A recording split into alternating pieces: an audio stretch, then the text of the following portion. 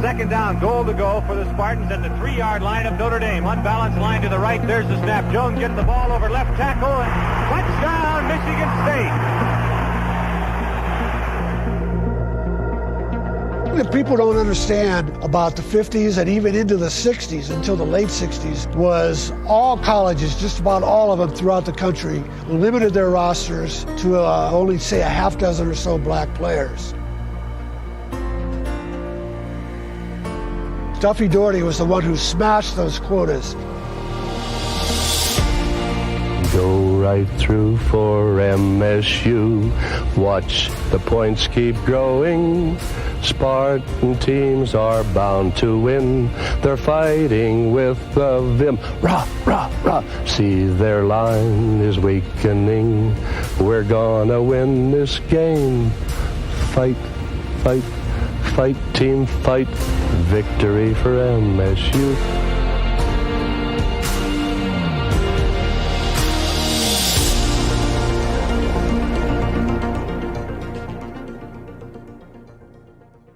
Oh, welcome back to Spiro Avenue. I am happy to have you. This is a show, honestly, guys, I've been wanting to do for a very long time.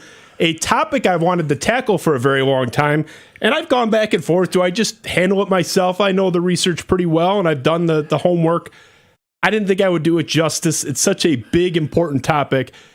The number one person in this field by 100 miles is Tom Shanahan, historian and author, Michigan State alum. We welcome him in, the foremost expert in this area, Michigan State's role in the integration of college football. Tom, it's an honor. Thank you so much for being here. I appreciate you having me and helping me spread the story because I need the help. There's so many people that do not understand. Michigan State and Duffy Daugherty led the way. And that includes our own campus, our own university, our own administration. They haven't fully grasped the story that everyone followed Michigan State. We're not another Minnesota. We're not another Illinois. And we're darn sure not another USC. USC was behind the times. And in fact, UCLA was ahead of USC. So if any LA school gets credit for integration, it's UCLA, not USC. But everyone followed Duffy Daugherty's teams with the first fully integrated rosters in the 1960s, and then the game of the century in 1966, where it was a glaring contrast between, for a record TV audience, 33 million, Michigan State, 20 black players, 11 black starters, 2 black team captains elected by a predominantly white team, George Webster and Clinton Jones, both in the College Football Hall of Fame, and then Jimmy Ray, the South's first black quarterback to win a national title from Fayetteville, North Carolina. On the other side, Notre Dame, 1 black player, Alan Page. You said it, and I'm going to hit it really quick because I think it's the most important thing to me. We're both Michigan State alums. I understand being ignored, minimized, whatever, by people outside of the Michigan State bubble. My frustration is first and foremost with, I think, the university's lack of understanding of it. Look, they don't ignore it completely. Michigan State tends to, on their football account, point out this history, typically during Black History Month in February. I would argue this should be one of the things taught at orientation at Michigan State. This is something that nobody should not know. And I have a number of Michigan State guests come through here, Tom. And I always ask, it's like my trivia question when I come through. Hey, do you know who that painting is on the wall pointing to Willie Thrower out in the hallway, which you just saw? Nobody knows who Willie Thrower is, even after his name is given. No one's ever even heard of him. These are Spartan alums, former players. Don't we need to embrace that more as a school? Yeah, here's the problem. Duffy had a falling out with the administration and then the program drifted down to a 500 program. And then John Hanna left for Washington, D.C. in the Nixon administration in 1969. Duffy had a falling out with the remaining administration. As often is the case, people want to go in a different direction when you've had a legend like Duffy Daugherty there. And that's what they did. Denny Stoles wanted him his own identity. And then after that, Darryl Rogers came in from the West Coast. He didn't understand Michigan State's history. Athletic directors came in from different places. They didn't know Michigan State's history. Presidents came in from other places. They didn't know Michigan State's history. Then they started hearing this story about the 1970 USC-Alabama game that stole the narrative of what Duffy did. And our own campus doesn't understand what we did.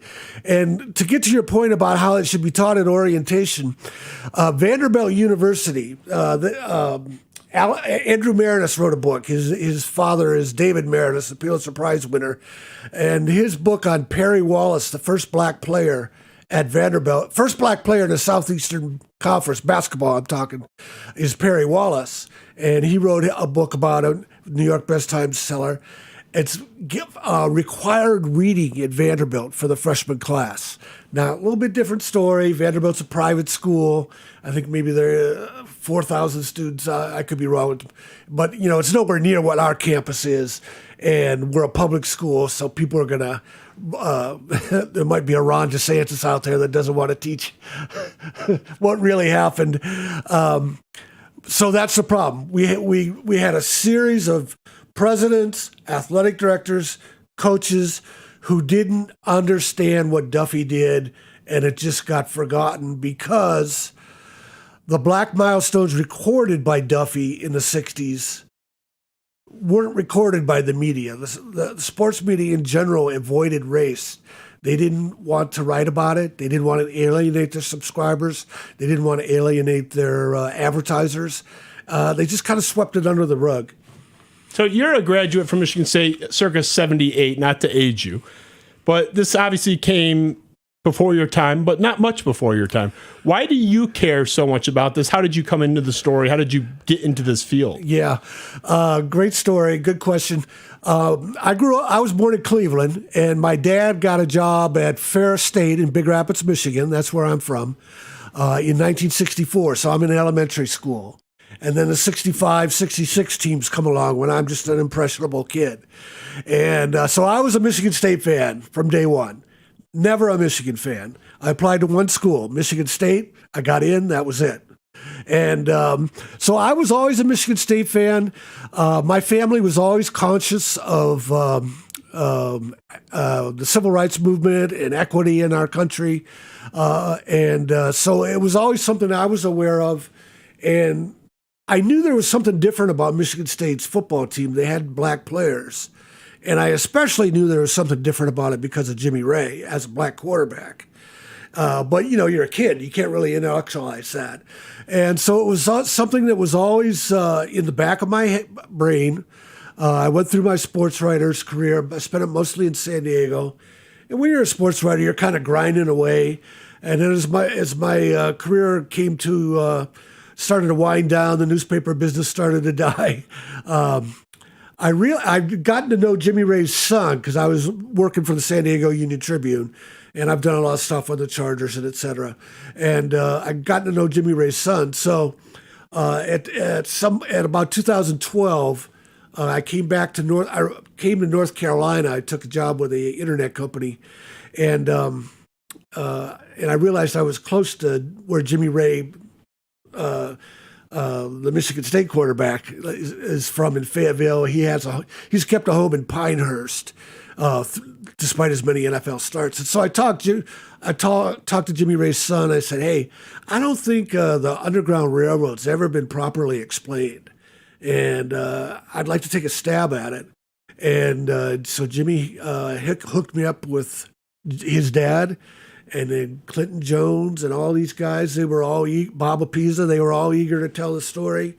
I kept finding out stuff that I never expected to find out. Perfect example.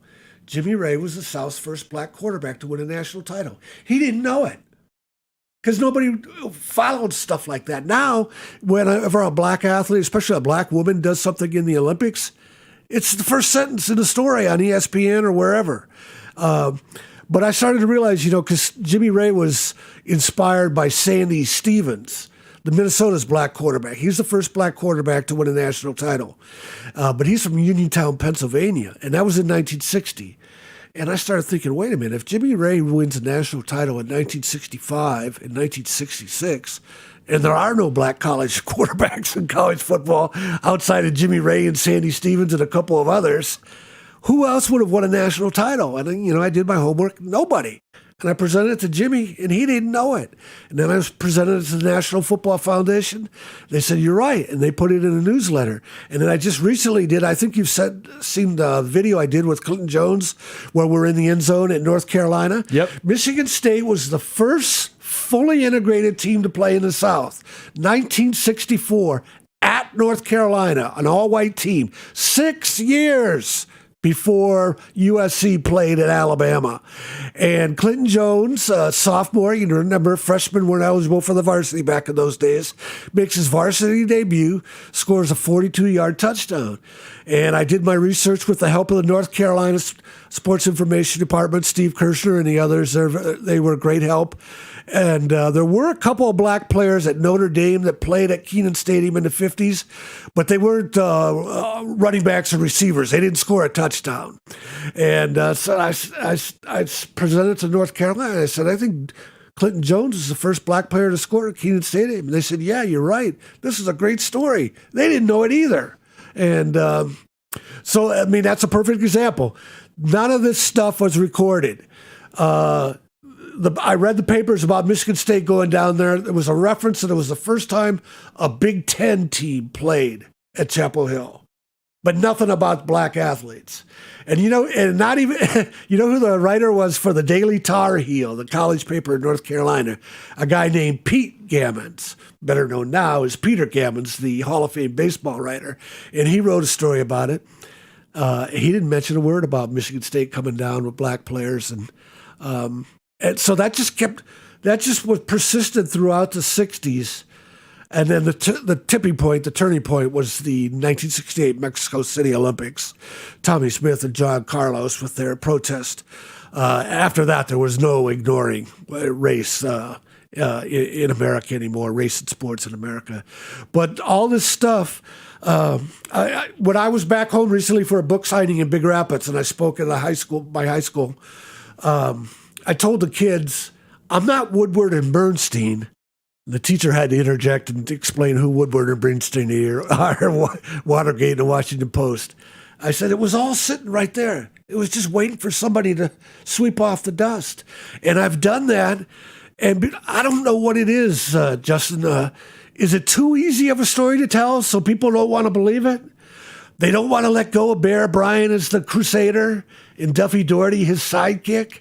By the way, before I forget, and I can get back to it later if you want, Bear Bryant never sent Duffy Daugherty a player. Don't let anybody tell you that. If you believe that, that's like saying Duffy Daugherty needed Bear Bryant to build his national championship rosters. That would never happen. Bear Bryant didn't even know about black players in the South in the 60s. He's on film as late as 1967. 4 years after the school desegregated, after the 1964 and 1965 Civil Rights Acts, after Bubba Smith, George Webster, Charlie Thornhill, all these guys that graduated from the 65 and 66 teams. Spring football, 1967, 5 black guys at Alabama. Remember, the campus is integrated. Just only the football team isn't until 1970. Tried to walk on to Bear Bryant's team. He cut them all. And he is on film telling the sportscaster he can't find a black player qualified academically and athletically. Don't tell me he was sending Bubba Smith and Charlie Thornhill to Duffy, who were qualified at Michigan State, when Joe Namath was denied admission at Michigan State, denied admission at Maryland, and when he was denied admission at Maryland, the Maryland coach, Tom Nugent, specifically called Bear Bryant because he didn't want Joe Namath playing at Penn State or any other schools he was going to face during the season. Joe Namath, who couldn't get into Michigan State, couldn't get into Maryland, is admitted overnight to Alabama, the same school that Bear Bryant says he can't find any qualified black athletes. Give me a break. But that story lives on. People believe it, including Michigan State people. And I think that's probably your biggest. I mean, it's not even a pet peeve. I think it's a legitimate gripe. I think it's the biggest gripe that you have in your book is, I don't know whether you want to call it stolen valor or whatever it may be. There's a lack of appreciation and almost a misappropriation of the history and appreciation for where it lands. And Ben, can you take us, we'll play the first little cut of Duffy here with Michigan State football and their role in integration, just to give some background here for people.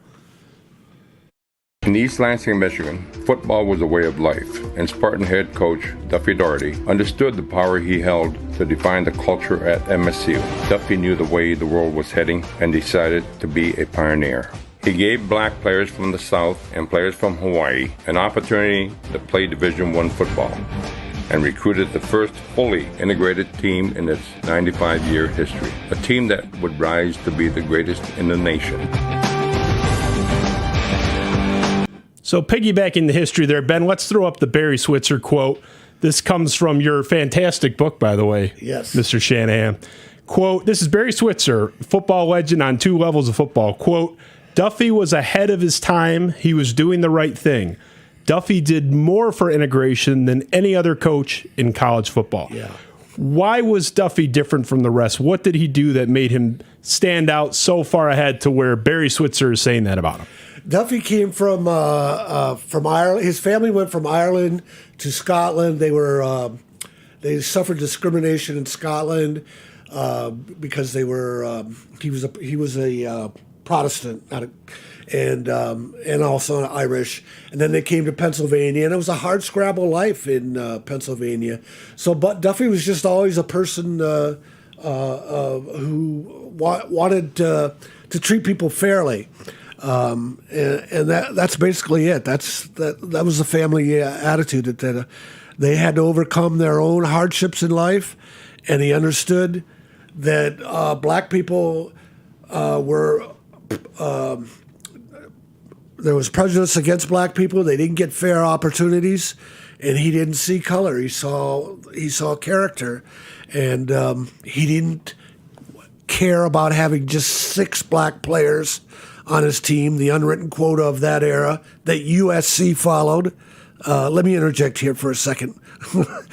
USC had 5 black players on its 1962 national championship team. They only had 7 in 1967. One of them was O.J. Simpson. But because O.J. Simpson and Mike Garrett, the 65 Heisman Trophy winner, scored all the touchdowns, people think, oh, they must have had a lot of black players on that team. We're talking about Los Angeles.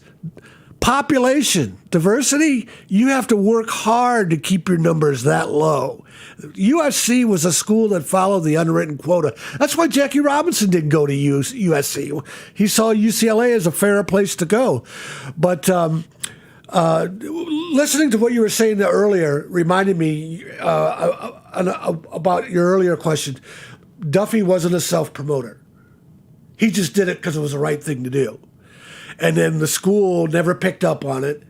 And then this myth came in from the 1970 USC-Alabama game that Bear Bryant waved a wand and invited this integrated team from USC, which people don't understand only had 4 black starters in 1970. And that was because they were shedding their quota years. After the Michigan State Game of the Century in 1966, everybody started recruiting more black players. USC's first fully integrated team wasn't until 1970 with 18 black players when they went to Alabama. So the myth always emphasizes that. They always play it up big. 13 of the 18 were transfers. 12 junior college transfers in 69 and 70, and then Tody Smith, Bubba's brother, who was on that team. They were still following an unwritten quota. Again, I can't emphasize this enough. Duffy was not a self-promoter, the school administrations, after he was gone, didn't understand what he did, and what happened. And I want to point this out because it's a good analogy. So I've kind of set up what happened, and it's a lot like the Civil War. I was watching this great documentary on the History Channel a few years ago about the Civil War, and Ulysses S. Grant, the Union general, outmaneuvered Robert E. Lee at Appomattox and forced the Confederate general to surrender because he outmaneuvered him. He had him trapped. They couldn't get resupplied. But, and he was considered, Theodore Roosevelt said at the turn of the century, the three greatest Americans are George Washington, Abraham Lincoln, and Ulysses S. Grant. But in the early 1900s, the Southern historians got a hold of the narrative, and they changed the Civil War to not about slavery. It was about states' rights. And that theory still exists. Nikki Haley was saying it during the 2024 presidential election. She said it wasn't about slavery. So they successfully changed the narrative. And as one of the historians that was on the show said, he said, so Grant won the war, but the South and Lee won the myth. Same thing. Duffy led college football integration, but Bear Bryant won the myth. That's a great analogy. I think it's a great comparison. And the states' rights things always drives me nuts. I mean, in essence, yeah, sure, I guess, but it was about slavery. I mean, slavery was the state right that they were attempting to preserve. So, yeah, definition. So they could have slaves. Yeah. It's like you're not wrong, but you're being disingenuous deliberately. Yeah, it's so interesting how it's memorialized and I think I honestly misremembered or just not remembered at all. Let's play Ben, can you play the Tony Dungy clip? This is a great clip that Michigan State released a few years back. Tony Dungy talking about Michigan State's role in integration. Michigan State University head coach Duffy Daugherty traveled the South and recruited players who were denied an opportunity to play in their home states. Those recruits included multiple All-Americans and featured Jimmy Ray, the first black quarterback from the South to win a national championship. Inclusion, an integral part of MSU's land-grant mission, was front and center during the Civil Rights era. In 1957, MSU President John Hanna was appointed to serve as the first chairperson of the Civil Rights Commission. In 1965, Dr. Martin Luther King Jr. spoke on campus and praised Hanna for his efforts, noting, "Time is neutral, and the time is always right to do right." MSU and Daugherty did what was right by creating the opportunity for change. But change would not have been possible without the 20 brave and accomplished black athletes who proved they could compete and win at the highest level. So here's what I find interesting. The Duffy story is something in large part that we're telling. I think it's at the core of it. But your book talks about, the clip mentions it, with John Hanna. It wasn't just him. There was something about Michigan State where it was a little different. And Ben, we'll skip one, Ed. Can you put the George Webster graphic up for us? This is an excerpt from your fantastic book, which I'm almost done reading. This is an anecdote you shared in The Right Thing to Do. This is about George Webster, who is a legendary Michigan State football player. Many think the best of all time. Michigan State's campus life was inviting for the Spartans' black players. George Webster, a college football Hall of Famer from South Carolina, wrote a paper in one of his freshman classes explaining that attending classes was the first time in his life he sat in a room with white people and didn't feel tension. That is, again, from your book, The Right Thing to Do. What made Michigan State different? It seemed from your book and some of these anecdotes that were shared and even the Tony Dungy clip, it wasn't just Duffy. He seemed to have some support up there. Michigan State seemed a uniquely qualified place to handle this responsibility. Yeah, it all came down from John Hanna, the professors and the faculty and the administration. They all understood this is what he wanted. This is a good point, Justin. We got to give all the Michigan State white players credit, too, because in a lot of schools, they didn't want black guys coming in big numbers, more than 6, more than a half dozen. Okay, we'll let OJ score a lot of touchdowns for us, but we don't want them playing.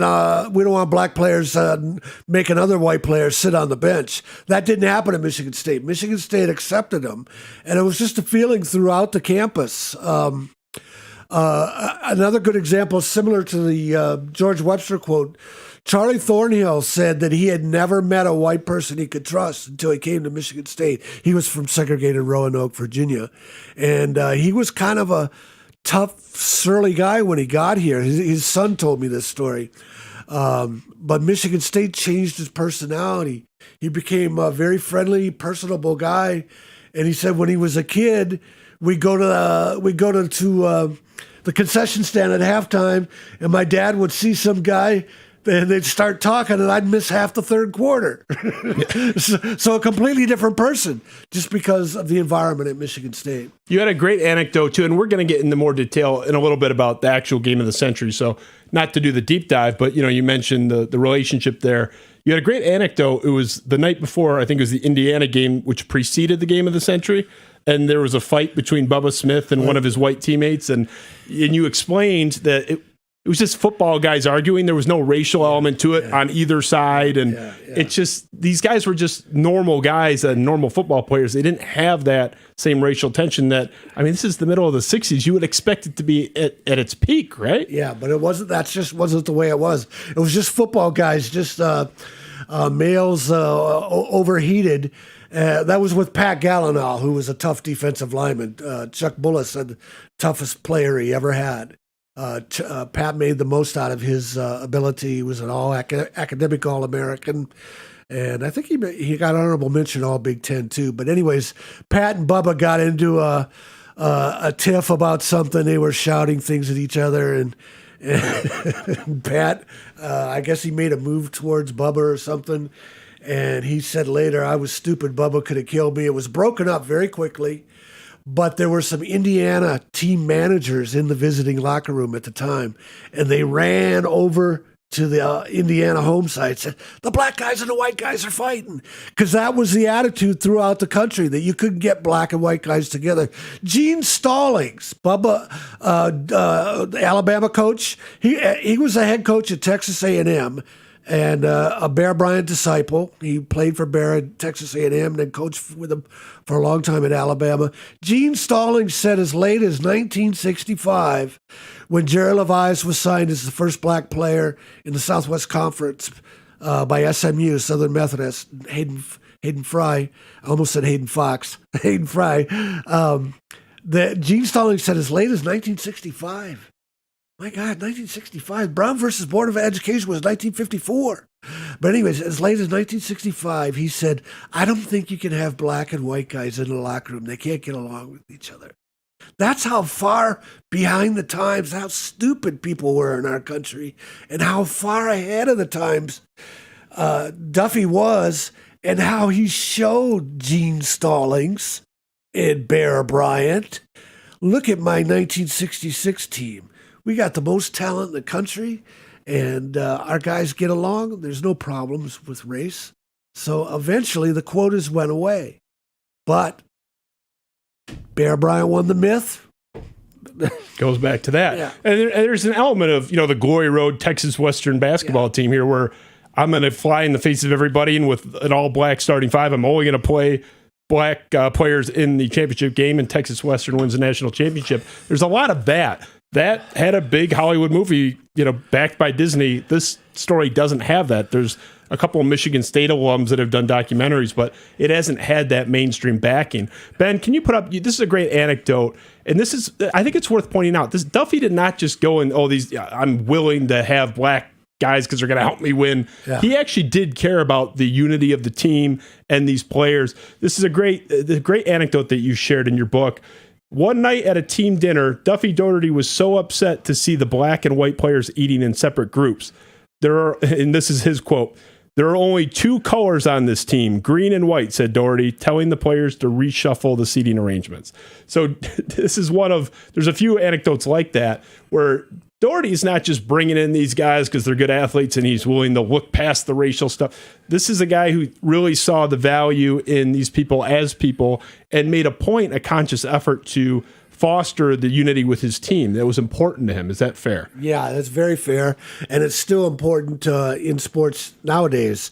In the right thing to do, you probably read the part about the Army coach, where his players, the Army West Point, he has his black and white players get together and talk about all the racial issues in the country, and a lot of that came from his time as a Hawaii assistant coach with Kaliane, one of Duffy's Hawaiian pipeline players.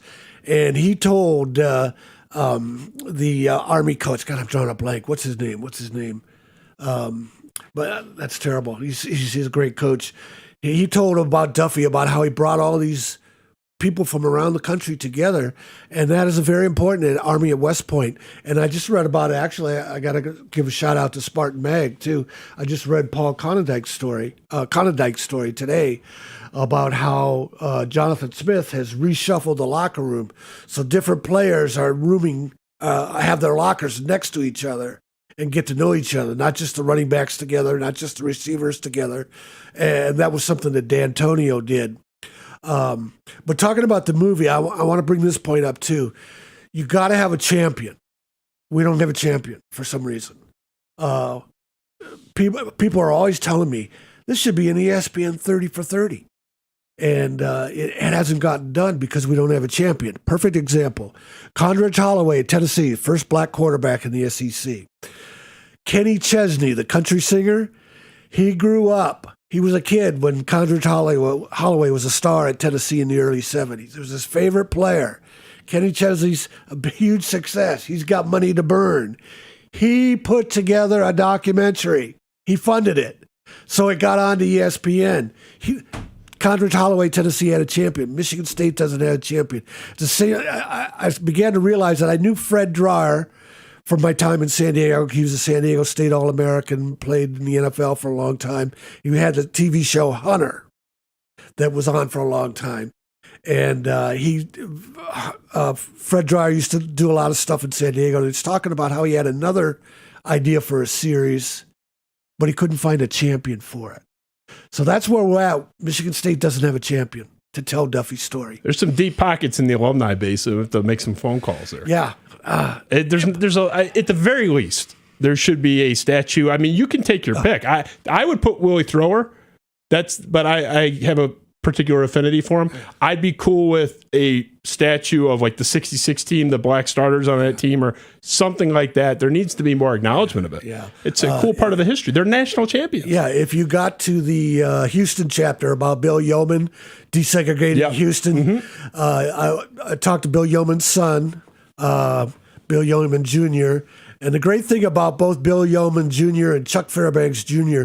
is they were so close to their dads that talking to them, interviewing them was like interviewing their dads. They were able to express how their dads felt so much. But Bill Yeoman Jr. said that his dad just loved Duffy Daugherty. He thought Duffy Daugherty was the greatest coach, greatest human being he knew.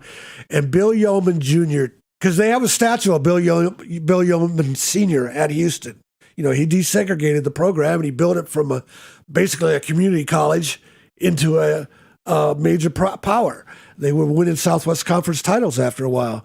Bill Yeoman Jr. said that his dad having a statue and Michigan State, he's proud of his dad having a statue. That's great. But Michigan State not having a statue of Duffy Daugherty is an absolute disgrace. That's not me. That's Bill Yeoman Jr. talking about what his dad felt about Duffy Daugherty. I think if anyone deserves a statue from the administrative coaching side, he'd be the first one. I would have him before the Izzo statue or before the D'Antonio statue. And I want them all statuified. But, I think that's, and, there's, Duffy Daugherty building, there's ways that he's honored. But I think it's, people, again, just don't know the extent of it. And these are Spartans. Well, his legacy is incredible there. Let me add this. You mentioned the Duffy Daugherty building. if you go to my website, tomshanahan.report, it's kind of a funny story. I stumbled on to Katie Lou and Brooke Bierman, who are top golfers, top national caliber golfers for Michigan State's women's golf team. And they've done a couple of nice NIL videos for me about my books because they've enjoyed learning about Duffy Daugherty. And Katie Lou, she told me, she did it for me at the end of her freshman year. So she went the whole school year. She told me, I go into the Duffy Daugherty building every day, for their workouts or whatever. I go to the Duffy Daugherty building every day, and I didn't know any of this. Here, let me give you even a better example. Jack Ebling with his sports talk show in Lansing. One day, Jack had me on to talk about Ray of Light as a guest, and his co-host was Paul Davis. The basketball player, Spartan's basketball great, played in the NBA for a long time. And so Jack's asking me questions about Ray of Light. I was explaining about Duffy Daugherty leading the way. And Paul Davis interjected, I'm a Michigan State athlete. I didn't know any of this.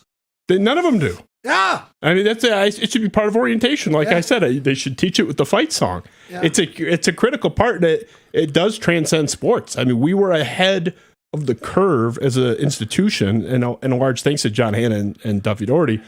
We were way ahead of the country and way ahead of the curve on critical issues. I mean, who doesn't care about civil rights and equal human rights? It doesn't get much more fundamentally important. And Michigan State has a big role in that whole thing being expedited and completed. There's an interesting anecdote. I don't know if you've mentioned it in one of your books or not. It's originally from Duffy's own autobiography, where he talks about the story of he's starting to bring in these black players to the football program. He's summoned to the house of a major donor locally, and they meet with him and say, look, I don't trust these black players out there. You better cut that out, keep that to a minimum, or I'm going to stop cutting the checks. Yeah. Duffy said, we got nothing to talk about. Conversation's over, and he walked out of the guy's house. Yeah. This is not a guy that was going down there just to win some games. He really seemed to care about the mission. He was talking about it in real time, and he was telling big donors to go fly a kite. Yeah. I don't tell me I can't recruit these black guys. Giving him this lecture in his living room, and he stormed out of the guy's house. Yeah. I think it's important to. He didn't just kick down the wall. He nurtured these relationships and really cared. And the best example you outlined, in my opinion, is his role with coaches and setting up coaching camps. It wasn't just players. Yeah. He was helping black coaches that were never going to coach under him, coaching in different states. Can you talk about that a little bit? Yeah, that's an important point to make. It all started with the 54 and 56 Rose Bowl teams. Michigan State had black stars from Flint and All-American, not just stars, All-Americans. And, we're talking 54, 56. The Rose Bowl was the game. The NFL wasn't anything. The college football was the biggest sport, and the Rose Bowl and the Army-Navy game were the biggest games. So throughout the South, they saw Michigan State had black stars, and Michigan State became a North Star for a lot of black kids. Eric Marshall. I have a whole chapter about Eric Marshall in my book. Jimmy Ray's backup, black kid from Oxford, Mississippi, where they rioted over James Merritt being admitted as a black student. James Merritt was an Air Force veteran, and they rioted because he wanted to go to school at the University of Mississippi. And Eric Marshall, dad had told him, look at Michigan State. This is a great place. And in sixth grade, Eric Marshall gave a speech at his segregated school. We're talking segregation in the late 50s. Deep, heavy segregation in Mississippi. Very poor people. And Eric Marshall stands up before his sixth grade class and says, kids, they were all supposed to give a speech about their dream in life. And he said, I'm going to go to Michigan State on a scholarship and play football and graduate. And Eric Marshall said the entire class laughed at him. It was the impossible dream. But that's exactly what Eric Marshall did. He never really played. He was a backup the whole time.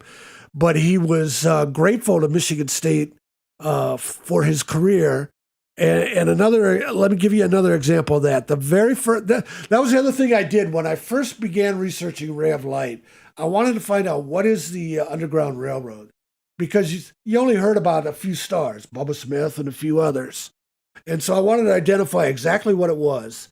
And so the very first one was Clifton Rowe from Pine Bluff, Arkansas.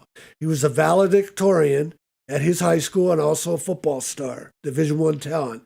And a Michigan State professor was hired by one of the paper mill companies to come down and evaluate the school systems, black and white, because they were going to expand the paper mills. They wanted to know what the education of the students were. And so the principal and the football coach at the black school asked him if he could tell Duffy Daugherty about Clifton Rowe. Clifton Rowe drove up to Michigan State, and Duffy Daugherty gave him a scholarship. He was the very first black player to ride the Underground Railroad. Duffy Daugherty didn't recruit him. The black coaches in the South recruited Duffy because they knew Michigan State's history from the Rose Bowl. Clifton Rowe hurts his knee. He had hurt it in high school, and he hurt it again in spring football his freshman year. Never played it down. Graduated, became a dentist, went back home, called himself a country dentist. He says he's indebted to the people of Michigan State for his opportunity. And this is the other thing that people got to know. Duffy Daugherty did not recruit the segregated South. I think that's another reason people dismiss Duffy. They think, oh, he just got Bubba Smith so he can win some games. He did not recruit the segregated South. They recruited Duffy because they had seen Michigan State in the 54 and 56 Rose Bowls. And then Duffy spoke, Hank Bulla told me this story. Duffy's great defensive coordinator. He said he thought it was in Atlanta, but he wasn't sure. Duffy was speaking at a clinic in Atlanta, and they wouldn't let the black high school coaches in because of segregation. It was the late 50s. And Duffy Daugherty was so upset about that, he did his routine for the clinic, and then he put on a free clinic for all the black coaches. And then it was something he continued to do throughout the years. And then you had the black coaches, including Bubba Smith's father, Willie Ray Smith, legendary high school coach in Texas, won 235 games.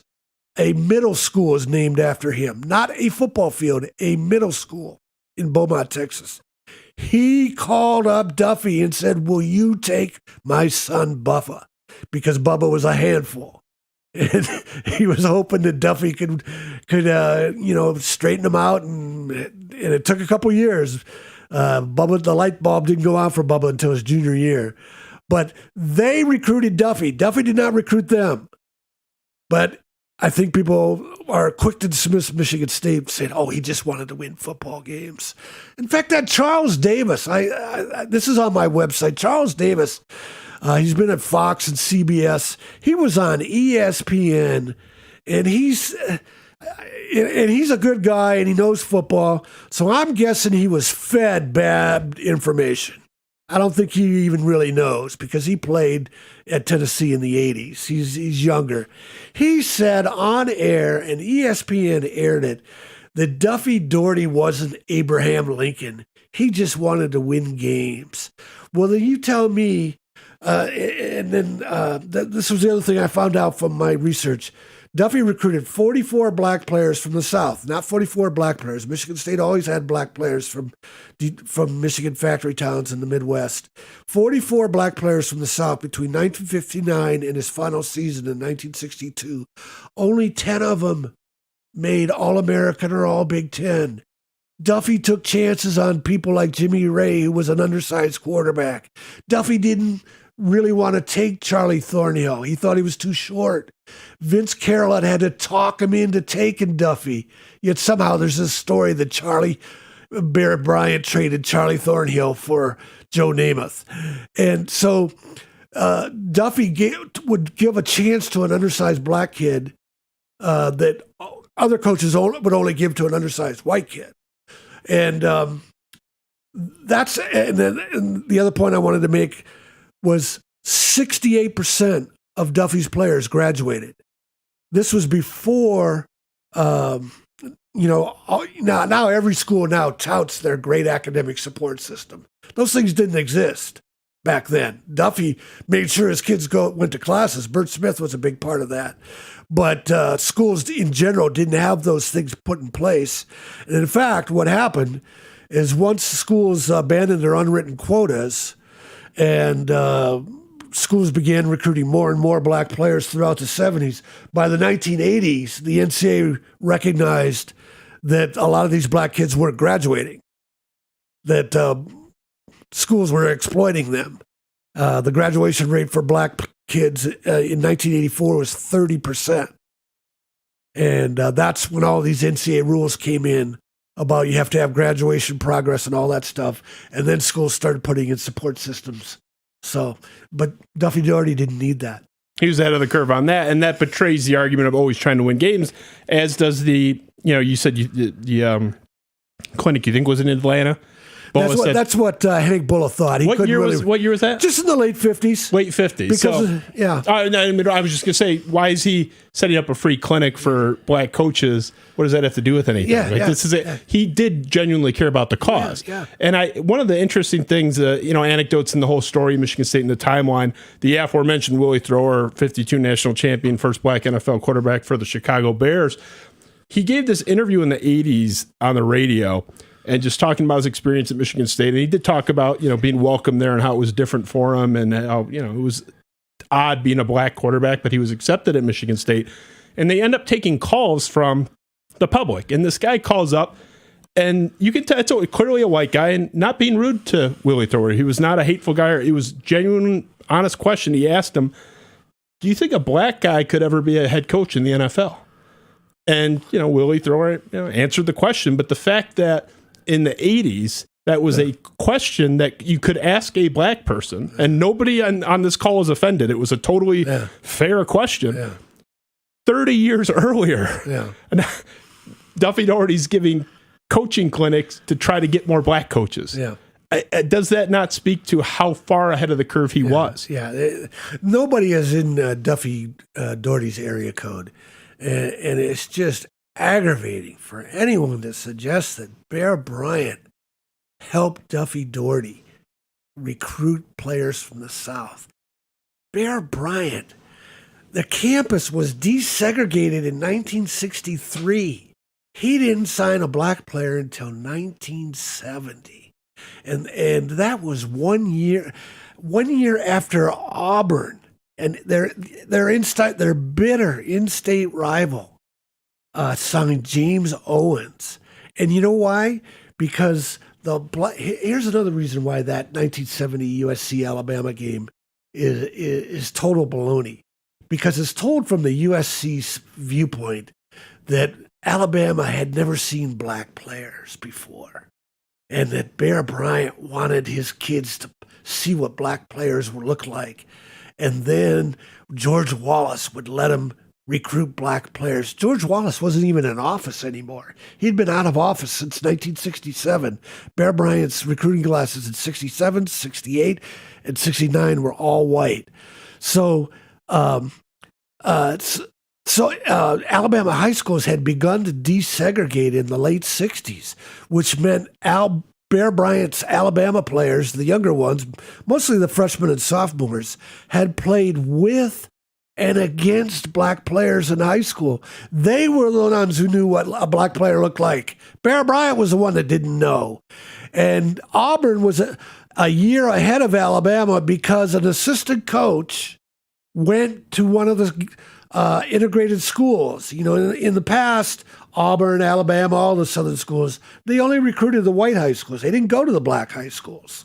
So now this school in near Birmingham, Fairfield, was integrated, and they had this great player named James Owens. And Pat Hillier, an Auburn assistant coach in 1968, went to actually see a different player, and he saw how great James Owens was, and he went back to Auburn, and he told Auburn coach Shug Jordan, we can take the other player in question, but we ought to take this guy James Owens too. And he told Shug Jordan he's black. Shug Jordan didn't say no. They went ahead with it. They knew there might be problems, but they went ahead with it. Shug Jordan wasn't fired. That's always the excuse Alabama, Bear Bryant's apologists make for Bear Bryant, is that if he had recruited a black player before 1970, he would have been fired. Shug Jordan wasn't fired in 1969. And here's the other thing you got to know about Alabama and Bear Bryant. In the Southeast Conference in 1970, there were only 10 schools in the conference. The first to integrate was Kentucky in 1966. The second was Tennessee in 1967. And then the next four were Florida, Mississippi State, Auburn, and Vanderbilt in 1969. Alabama was the seventh of 10 SEC schools. Bear Bryant was at the back of the line. Don't tell me he was driving the bus. He didn't know what he was indifferent at best. He was indifferent to black kids. He didn't care. You had that quote in your book about he wasn't going to be the first, but he wasn't going to be the third. Yeah. You said technically he was right. Yeah, he wasn't the third. He was the seventh. He kept his promise. I want to talk about 66. This is a team, I have a game-worn jersey from the Rose Bowl out in the hallway, Alton Owens from that team. And, those two teams were so phenomenal and really probably at the heart of the story, I would argue. The thing that's interesting is I think most people can understand, and I even knew before finding your work, I think most people understand the North-South thing. That's something we get on a certain level, Civil War. That's middle school, high school level stuff in terms of general opposition. It transcended that, though. Michigan State was not just way ahead of the South. That's maybe not so surprising. Michigan State was way ahead of the rest of the North. Yeah. And I think the best example of that, and Ben, if you can share this story, the graphic we made, this is a story leading up to the game against Michigan State, the game of the century in 66. The game of the century, it's a story of the pep rally in South Bend, Notre Dame students, players attending this, and Bubba Smith, star from Michigan State, is hanged in effigy at this effectively ceremony, rally, whatever you want to call it. This is from John Matthew Smith. It was the Michigan Historical Review. At a pep rally 2 days before the game on Notre Dame's pristine campus in South Bend, 4,500 students and fans flooded the old field house as the marching band played the school's fight song. With chants of cheer, cheer for old Notre Dame ringing from the rafters, the overwhelmingly white male crowd hanged Bubba Smith in effigy next to a sign that read, quote, "Lynch 'em." This is the Midwest, much like Michigan State. This is not the Deep South. This isn't the middle of the civil rights movement in Alabama or Texas. This is a fellow Midwestern school, and you're seeing guys hanged in effigy, and they're, saying lynch, with a sign saying lynch the black guy. Yeah, yeah. So did you find it interesting in your historical research that it's not just the Southern opposition, which might be expected? Michigan State was way ahead of even other Northern schools. Yeah, yeah. Well, that was, this is what goes back to what we said at the top of the program. We're not another Minnesota, another Illinois, and darn sure not another USC. Minnesota only had 5 black players on their 1960 national championship team, but they did have the first black star from the South. Well, actually, Illinois did with Bobby Mitchell in the late 50s. But Bobby Bell was from North Carolina, and I wanted to find out, how did these guys end up at Illinois and Minnesota? But keep in mind, they didn't have more than a half dozen black players. They were following the unwritten quota. And Bobby Bell said that the North Carolina coach, Jim Tatum, saw him in a black all-star shrine game. I asked Bobby Bell, why was he even at the game, since North Carolina was segregated? And he didn't know. But anyways, Jim Tatum was friends with Murray Warmath, the Minnesota coach, and he said, "You should take this guy, Bobby Bell. He can help you." And Murray Warmath wasn't interested. This is Bobby Bell telling me this. And then Jim Tatum told him, "If he can't play for you, I'll pay for his academics. I'll pay for his scholarship." So Murray Warmath took him. And then Bobby Bell was a great player. He's in the College and Pro Football Hall of Fame. So then Murray Warmath asked Bobby Bell, "Hey, do you know any other black players down there in North Carolina?" And Bobby Bell said, "Yeah, my friend Carl Eller." And Carl Eller, he said that he would come to Minnesota only if Murray would also take his friend, who was a running back, good player for Minnesota, not a star like Carl Eller and Bobby Bell were. But that's the difference between Duffy Daugherty and what happened at Minnesota. These guys fell into Murray Warmath's lap. Duffy Daugherty had people from the South contacting him. Take this guy. Take him. Charlie Thornhill ended up at Michigan State because a white sports writer who was anti-segregation and did whatever he could for black athletes in Roanoke, called up the football office because he knew Michigan State's history. And Vince Carolette answered the phone, and he said, you should look at this Charlie Thornhill. He's the first black player ever to make our all-region team because Bob McClellan, the white sports writer, worked hard. He finally broke through with Charlie Thornhill because Charlie Thornhill was such a dominant player. Again, remember I told you Duffy initially was hesitant. He didn't want to take him. But Duffy finally trusted Vince Carolette's judgment. But that's the difference between Minnesota and Michigan State. There's no comparison at all.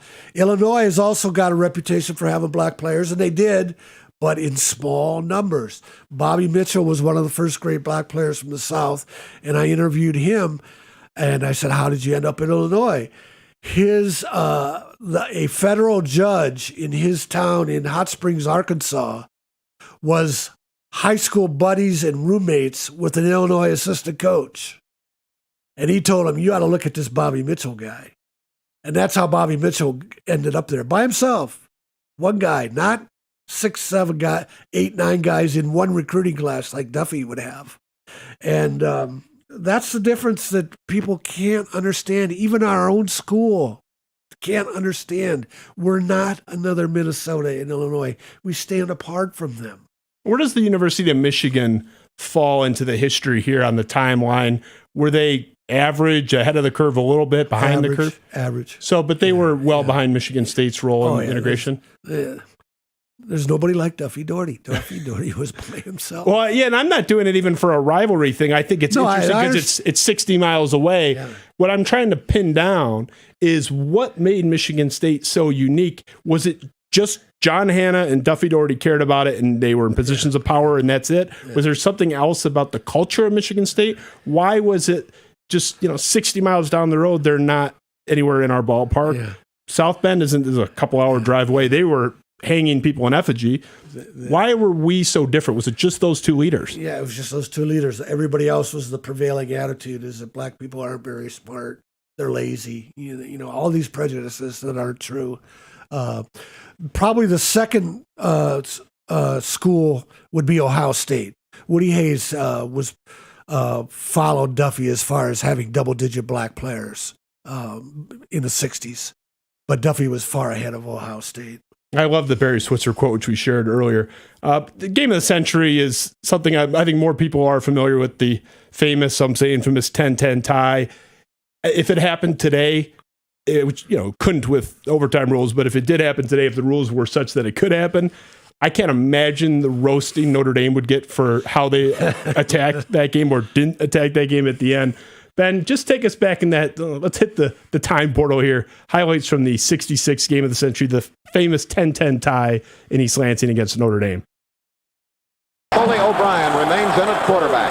He has thrown one touchdown pass today. And an interception by Jesse Phillips of Michigan State. Dave Haley is in the Notre Dame lineup now, going out on a pass. But the Michigan State pass rush, Bob Apiza is in at fullback for the Spartans. In his own end zone to Washington. Gene Washington. Loose ball.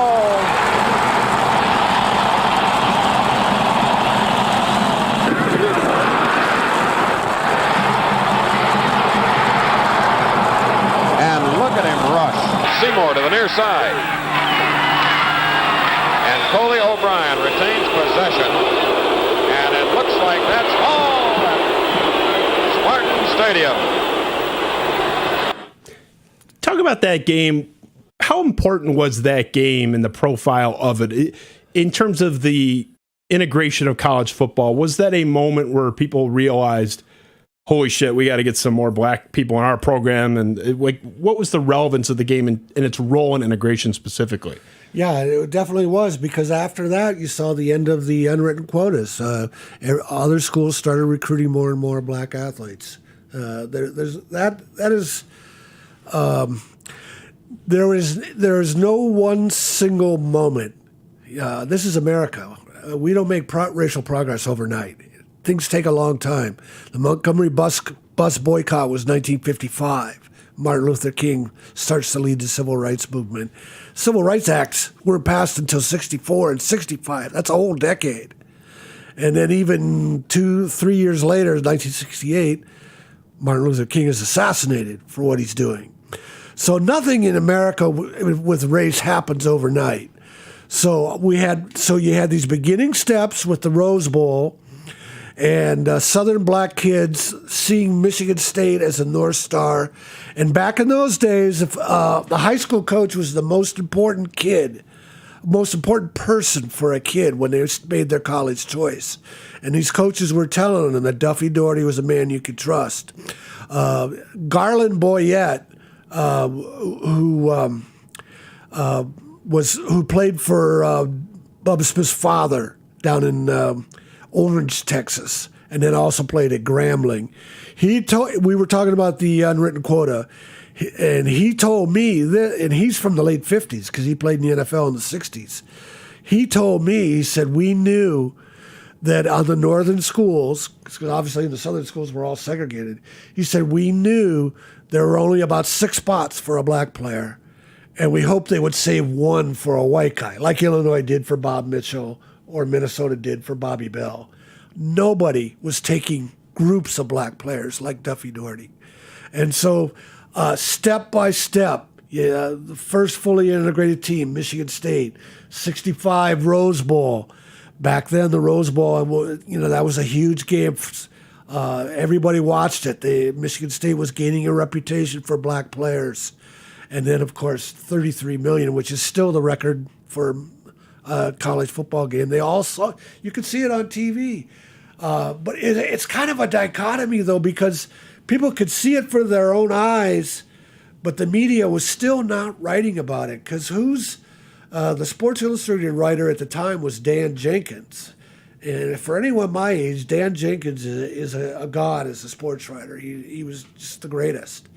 And Dan Jenkins wrote his lead to his story was Notre Dame will tie for all instead of win for overall. And the Notre Dame students were so mad about it, they had a bonfire burning all the copies of Sports Illustrated.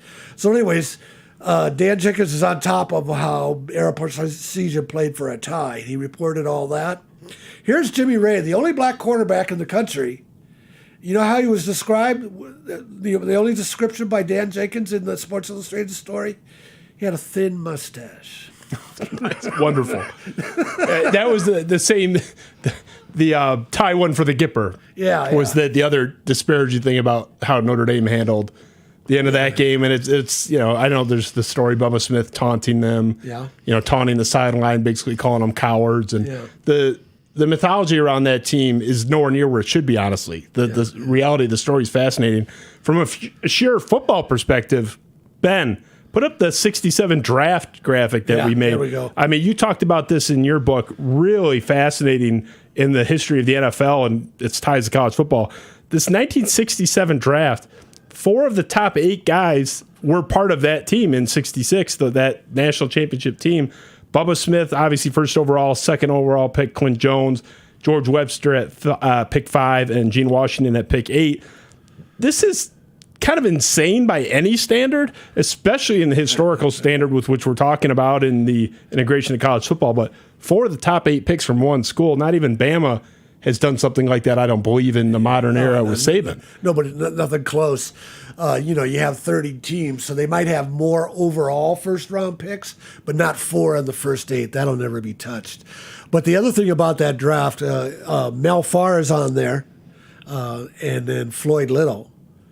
So the NFL was starting to catch on, too. You could go back to the 66 and 65 drafts, and it was almost entirely white. There were only a handful of black players.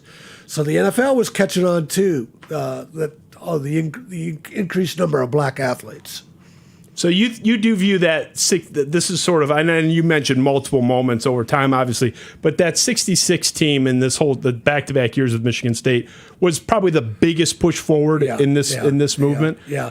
Do you think Duffy viewed it that way? Do you think he viewed himself? I know you said he was understated and not a showy guy. Yeah, that's a good question, and the reason we don't know is because Duffy wasn't a self-promoter. We don't know. I've never seen any quotes for him commenting about it.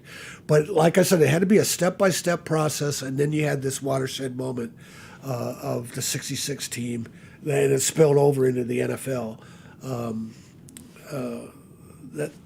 That's the way it is. Yeah, I mean, you talked earlier about a champion for a documentary. Let's say, I'm Matt Ishbia, multi-billionaire. You have an audience with me, and I'm hearing your pitch on why it's important. He's a Michigan State alum. He cares about the school.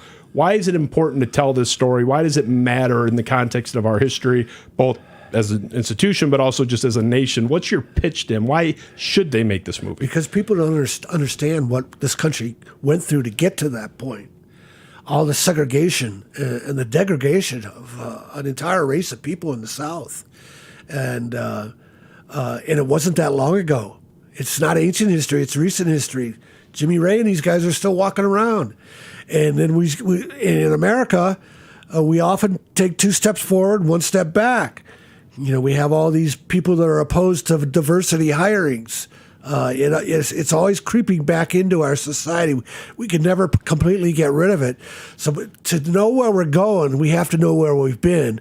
And Michigan State and sports always tells a story, opens doors, and Michigan State is one of the great sports stories in civil rights history. Your book is so expansive, and it gets into so much of the national story here. I really admire the depth of your research. It blows my mind how deep you've gone. And I'm curious, your relationships, like it was your first book was Ray of Light with Jimmy Ray. Your experience talking to members of that team or sort of people in that ether or who knew Duffy, what is their sort of interpretation of their experience? Like, what does Jimmy Ray think of Duffy? What does he say about him just as a guy? Just tremendous respect. I can't find anyone had anything bad to say about Duffy. In fact, I mentioned in the acknowledgments of my new book. I guess you could say Duffy went to the racetrack a few times when they were in the Rose Bowl in '65 because back then the bowl games were more of a reward. It hadn't, and the voting for the national title was before the bowl game, except the AP took an experiment with the '65 season. So Duffy kind of took it lightly, and then the players took it lightly, and they got upset by UCLA. But I lost my train of thought. Well, can I let me jump in? You losing the train of thought is a great time for me to interrupt, which I normally don't like doing. You said they took the UCLA game lightly. Yeah. Do you think is that true? I mean, who told you that? All the players. Because that was a pretty stunning result. Well, and then Duffy was at the racetrack. He was at Santa Anita. So it was literally taken about as light as that would never happen in college football nowadays. So you think it's interesting because when I champion the legacy of that team, it's often said to me, they lost the Rose Bowl to UCLA. You think that's more of a function of the times than it was a reflection on the team? Times. And it came down to 2 fluke plays. A fumble inside the 5-yard line. UCLA scored. And then they did an onside kick. And they only had to drive for like 30 yards for their next touchdown. So they were up 14-0. And then they barely gained a yard the rest of the game.